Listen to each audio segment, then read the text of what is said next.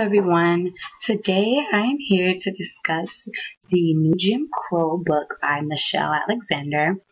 The New Jim Crow highlights racial dimensions of the war on drugs.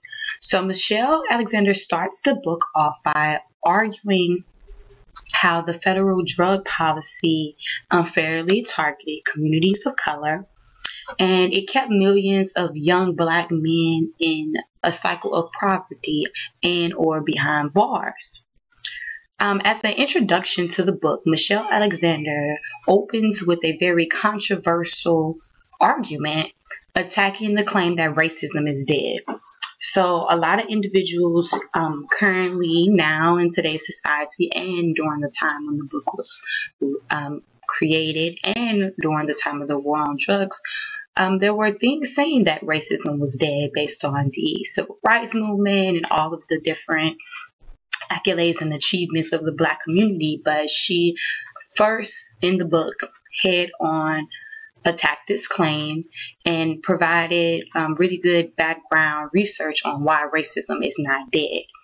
So as her introduction, as she goes into the war on drugs, there are really three main topics that came out that start the book off. How blacks are still being barred from voting because in the nearly every state convicted felons cannot vote. Then point two, how voting is also banned for those who are currently incarcerated. And then lastly, how the system of mass incarceration includes details that are really parallel to the recent Jim Crow segregation laws of the period before the 60s. And how mass incarceration is a system that is composed of different laws, rules, policies, and customs that controls criminals in prison and out of prison. So those are three main points that you will see throughout the entire book that she really focuses on, and she just brings more in-depth knowledge and research and knowledge about different policies that are going on in the government to back those three claims, which I thought was a really good start off for the book. And then, as I mentioned about the war on drugs, I want to discuss it briefly because a lot of individuals may not be knowledgeable of the war on drugs prior to reading Michelle Alexander's book. So the war on drugs, Michelle really pinpoints how it was a instigation for mass incarceration. It was a tool and strategy to employ mass incarceration of those of colored communities. It served as a deliberate strategy to control people of color and remove them from the political process. Michelle also renames mass incarceration of the rebirth of the caste system, which I'm going to go into further detail about that. That's another strong point that Michelle is very passionate about, and that you can tell that is very prevalent and consistent throughout the book. As mass incarceration being a rebirth of the caste system, she starts by identifying the time periods of slavery and how the slavery moved toward the America moved towards Jim Crow segregation, how blacks were separate but equal. They did not have the same rights as whites Americans. It was a really racial and deadly time for America. And now another tactic to continue to employ Jim Crow is mass incarceration. How entire groups of people are pushed into discriminatory positions in society where, again, if you are a felon, you are casted from society. You cannot participate in certain aspects of social living, which I'm going to also go into deeply about. And these effects are permanent. These effects of discrimination are permanent and current, and those are the topics that Michelle really focuses on and goes into more deeply. So now I'm going to talk about the really big piece of the book, which is the war on drugs. So the war on drugs began in the 1980s, and this is when law enforcement they were charged to crack down on the communities and search for drugs. And this was a goal. And this goal was employed by numerous different tactics to really again, crack down on drugs and really get to the bottom of where the drugs are going and how they were really infected. And if you are current with pop culture, especially black culture, you know that crack was a really big thing in the 80s and the 90s when dealing with black culture. A lot of black rappers and artists really talked about the things that were going on in their communities. Not sort of praising it, but really shedding light to what is really going on. So that was this part of the book was really a enlightening point for me, because I can identify with those time periods of what was going on in the black community. So it really makes it seem as if there was a specific attack or charge within those communities. And then how 90% of drug felons were black, and there was statistics that show, Michelle really hands in on this, how whites were more likely participated in drug activity as well. But you see that there is a big number of 90% of the drug convicted felons were black. So those were some statistics that really shaped the mind frame of Michelle's book and how she really pinpointed. Then she talked more about the different policies, such as the punishments were very severe for crack cocaine, and it was harsh rather than powder cocaine. Crack cocaine was deep inside the black community, and many whites used and participated in powdered cocaine. And then being labeled a felon. Once you have been arrested, she goes in and she talks about the results in the backlash of being a convicted felon. So let's say someone had crack cocaine, they received 10 years, they served their time, and they're out and they're ready to start a new life. Well, after being labeled a felon, convicted felons, your status never changed. In American society, Michelle really talks about how those who are felons, they are consistently labeled as felons. Their life does not change. They are discriminated against. They can't obtain housing needs. If they need housing, it's really hard to obtain secure good housing as being in a felon. Employment. It's really hard for a felon to really get back in the job market and utilize skills that they may have learned during their time, or skills that they've always had. They just never utilized it because of the drugs, and it was mostly convenient to sell drugs. So now you have problems with employment. You can't get into college if you're a convicted felon. Many schools will not accept. And then the public benefits like Medicaid and food stamps, you can't get assistance if you really need it. And then again, no voting rights. You have no activity with, maybe you want to change the fact that felons do not get those. You want to vote. You can't even have this specific right as a citizen to vote, because even though you served your time, you've made strides to become a active citizen and provide, but you cannot vote. That is really the forefront of her book. In the beginning, it really talks about mass incarceration, exactly what the war on drugs is, and the effects of felons in the black community who are still discriminated against after Jim Crow and slavery has stopped.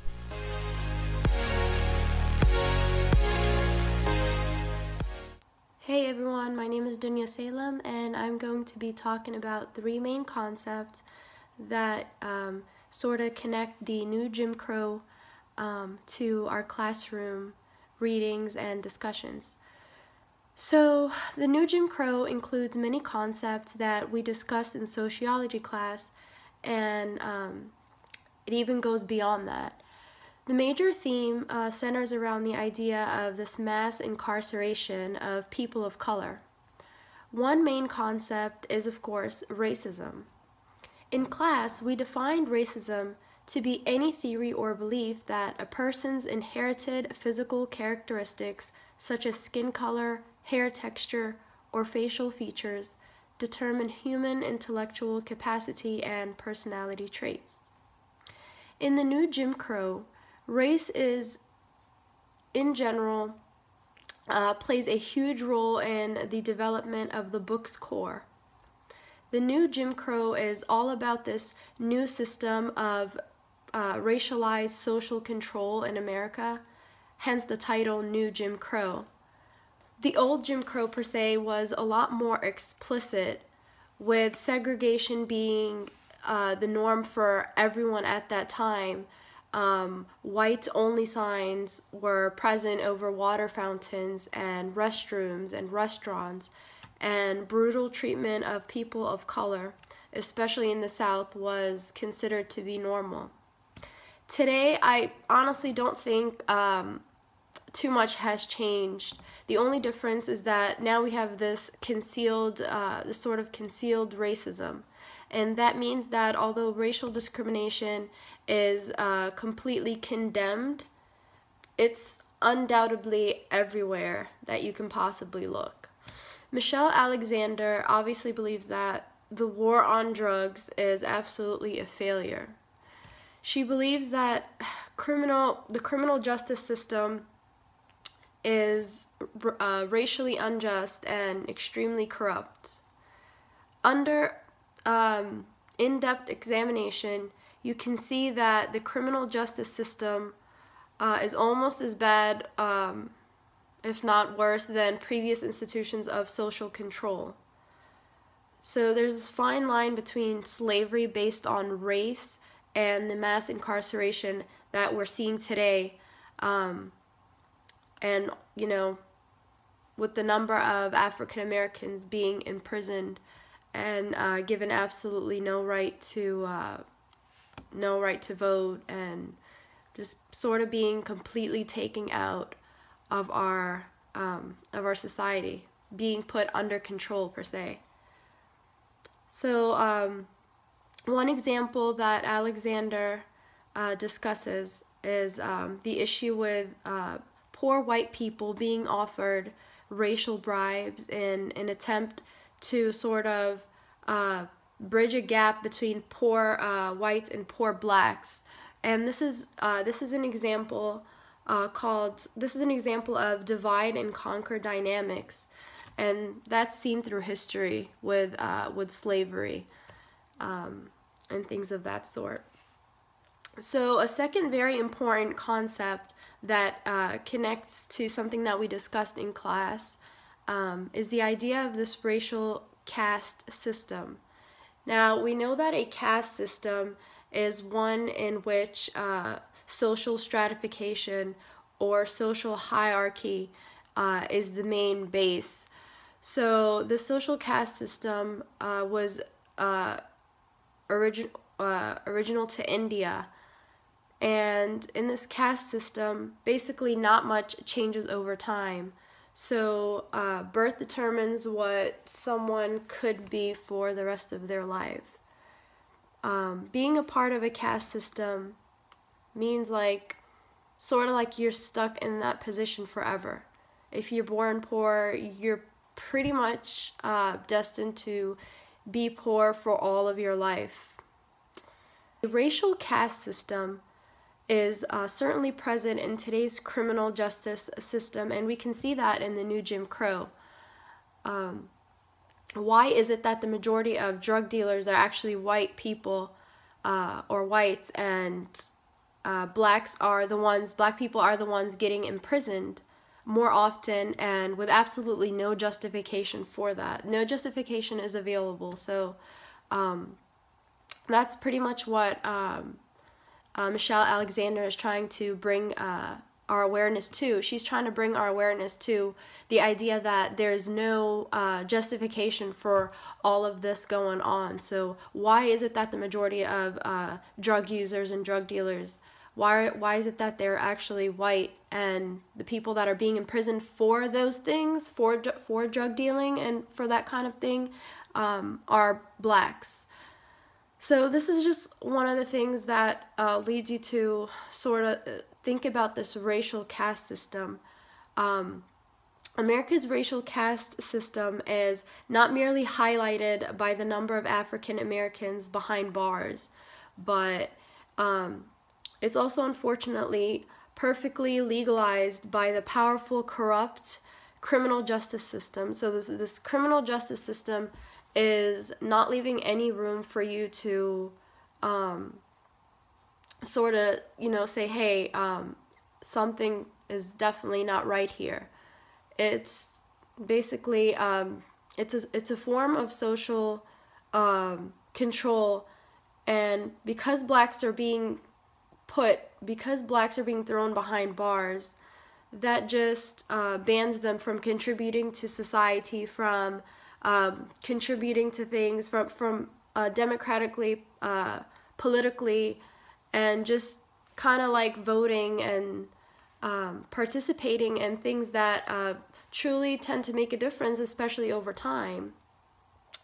Alexander discusses many issues that blacks are not being able to vote, and this is unfair because it's a way of like constricting. It's a way of restricting their opinion in the system, and that just means that it's sort of like, I want to say, it's sort of like enslaving them in a way, in a new modern way. So a third main concept that I want to bring up that connects the new Jim Crow to our classroom discussions is this idea of institutionalized norms. So these are basically norms in society that sort of become the accepted or the okay way of doing things, and just kind of like leads us to behave in ways which are considered normal for everyone based on, certain things that we encounter on a daily basis. So the reason that this is such a good concept to consider for this book is because once you crack down on the unjustness of the racial caste system I discussed earlier, or the criminal justice system, you sort of begin to understand how in the age of color blindedness, as Alexander calls it, things that shouldn't be anywhere near normal are in fact considered normal. They're in fact accepted. They're in fact not questioned. They're not challenged enough. They're not challenged by me. They're not challenged by you. They're not challenged by society as a whole. So things that should be exposed are actually concealed more and more and more over time, just in new, unique ways. So that they appear to be the norm. With time, they do in fact appear to be the norm. So, for example, Alexander talks about how over time things haven't truly changed in terms of racism in America. So basically what she means is racism is absolutely present in America. There's no doubt that we have racism today. We absolutely have slavery. It's just in different forms than the slavery that we've seen in history. The same things are happening to blacks as they did in history. So they're being enslaved in different ways. Now they're being put behind bars in a legal way, but technically, why are blacks being, in prison? Mass incarceration of people of color is going on. Nearly 2.3 million people are behind bars. I think it's one out of 9 of those people are young African Americans. So that's just sort of a way to control. That's just sort of a way of the system to control what they want to control. So now they can't have explicitly have slavery as they did in history, but it's kind of the same way. It's actually, I think it's worse. So that's something to consider. The social control of a certain race is concealed because the government is able to legalize things, they're able to legalize just enough aspect in order to keep the control, meaning they choose what to legalize, they choose what to make okay, they choose I shouldn't say government, well, I want to say the criminal justice system. They choose what they want to be able to control, and the mass incarceration of colored people is just one of those things that they're able to control, unfortunately. So, last thing I want to say is that the mass incarceration of nearly 2.3 million people is not just insane, but it's unfair, it's disgusting, and it should be considered anything but normal, and we should not look at it as, or we should not behave towards it as if it was an institutionalized norm. We should challenge it, we should protest, we should question, we should dig deep down and examine this corrupt system, for sure. Some key concepts from sociology class that are related to the book, The New Jim Crow, are white supremacy and inequality. White supremacy is the belief that white people are superior to those of all other races, especially black people, and should therefore dominate society. In class, we talked about how just because race is socially constructed doesn't mean it isn't real. The Jim Crow talks about a caste system which is present in today's society. The ideology of white supremacy has reinforced the hierarchy of race, with whites at the top. We can all see that colored people are the minorities in today's society. This causes white people to dominate society and get away with things because of color discrimination.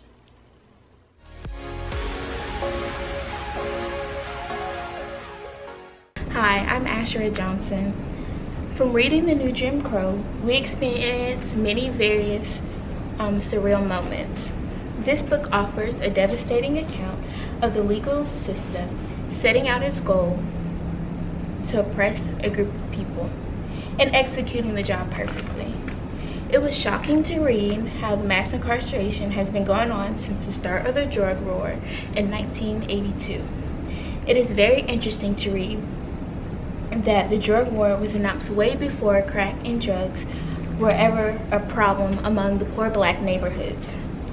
The start of the drug war coined the new Jim Crow era for people of color. This era is affecting people today in negative ways. It is really hurting the black young men, making them a growing part of the racial caste system.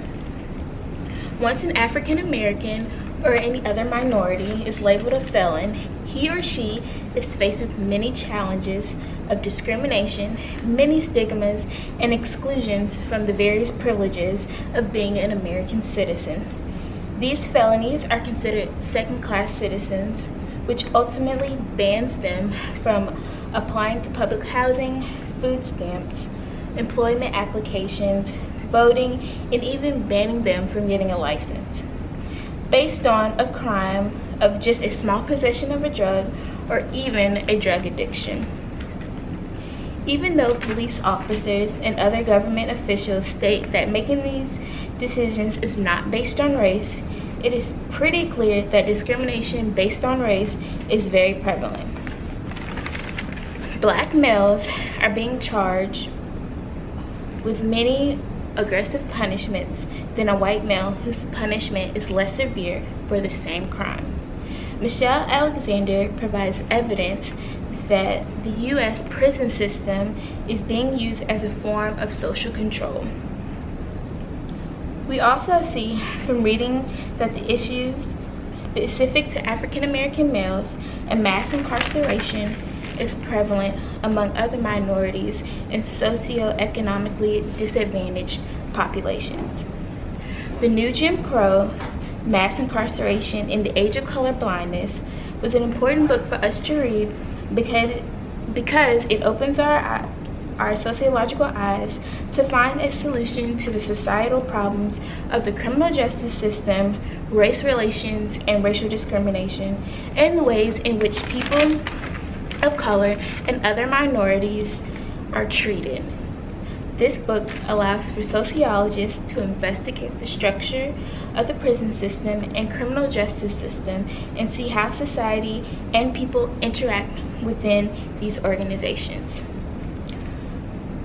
Doing some research online, this book has sparked interest in the public, and they are taking actions against the racial caste system by forming groups such as the Samuel DeWitt Proctor Conference to raise awareness and build a campaign around ending the new Jim Crow.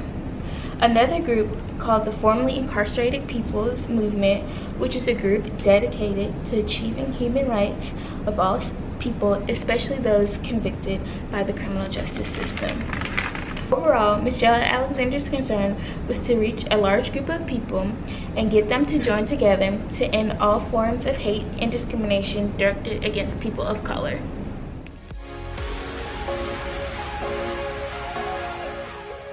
Hi, my name is Shireen Zayed. Michelle Alexander's book brings out many examples that show how mass incarceration today serves the same purpose as slavery and the Jim Crow laws. The main points of slavery, the new Jim Crow, and Jim Crow laws were to maintain a racial caste system. Alexander believes that history is repeating itself and the criminal justice system functions to target certain individuals. Alexander provides and explains in detail how she believes African American males and disadvantaged minority groups feel trapped in a second-class status and are struggling to survive in society. While writing this book, Alexander anticipated that it would deliver the truth about the existence of racial profiling and mistreatment of minorities. She organized the book in relation to the regeneration of the racial caste system, to what is currently being done to lock certain racial groups into a lower status, and finally to show that mass incarceration is the new Jim Crow. Throughout the book, the author defends her argument by providing cases where race is the main reason why certain individuals are taken advantage of.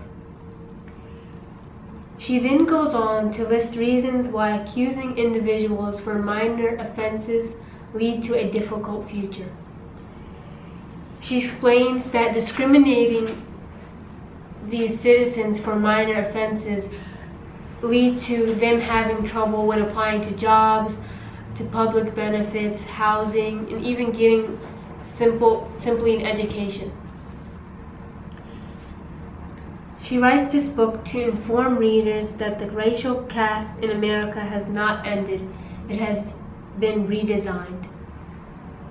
She writes this book for a group of audience who she feels cares about justice and equality, and she hopes that she has encouraged them to fight for individual rights. After reading her book, I was not surprised by the problems she was introducing, because being a minority in this society, I have witnessed and heard similar cases before, whether it be on the news or from friends. I believe Alexander's book is very eye-opening, and I feel like everyone should be encouraged to read it, because it helps people know the truth about racial discrimination that some people believe doesn't exist anymore.